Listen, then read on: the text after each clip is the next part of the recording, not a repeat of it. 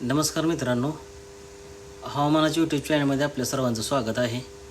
आपण जर ह्या यूट्यूब चॅनलमध्ये नवीन असाल तर आपल्या चॅनलला सबस्क्राईब करा, बेल आयकॉनची घंटी प्रेस करा, जेणेकरून जी माहिती आहे ती आपल्याला मिळून जाईल.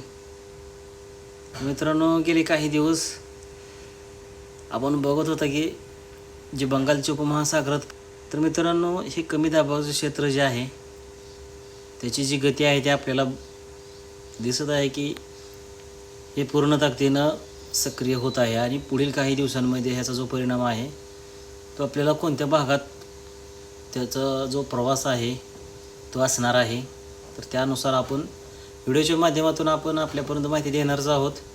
परंतु काही तांत्रिक अडचणीमुळे आपण व्हिडिओ टाकण्यास थोडा विलंब होत आहे.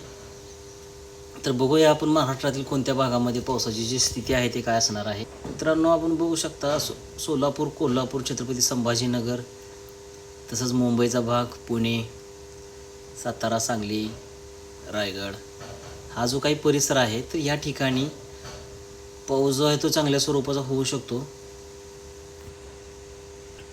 तर आपण नागपूरलगतील जो काही भाग आहे जसं की गडचिरोली, गोंदिया हा जो काही भाग आहे तर तिथे चांगल्या स्वरूपाचा पाऊस होऊ शकतो.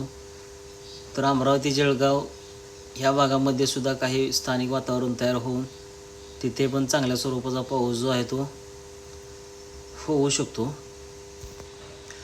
तर आपण घाटमाथ्याचा परिसर पाहिला तर त्या ठिकाणी सुद्धा नाशिक, अकोले, अहिल्यानगर, बीड आणि पुण्याचा जो काही मुंबईलगतील परिसर आहे चांगल्या स्वरूपाचा पाऊस तिथे होऊ शकतो. तर पुण्यालगतील सातारा, दापोली, रत्नागिरी, कोल्हापूर, सोलापूर हा जो काही अकलूज लगतील परिसर आहे तर त्या ठिकाणी सुद्धा काही ठिकाणी चांगल्या स्वरूपाचा पाऊस होऊ शकतो. तर मित्रांनो, नांदेड, हिंगोली तसंच बीड हा जो काही लातूर लगतील परिसर आहे त्या ठिकाणी सुद्धा काही ठिकाणी हलक्या स्वरूपाचा तुरळक पाऊस जो आहे तो होऊ शकतो. तर मित्रांनो, अशाच हवामानाच्या व्हिडिओसाठी आपल्या चॅनलला आपण सबस्क्राईब करा. आपण जे काही हवामानात बदल होत असतील आणि हवामान विभागाचा जो काही माहिती असेल ती माहिती आपल्याला सॅटेलाईटद्वारे आपण देण्याचा प्रयत्न करणार आहोत.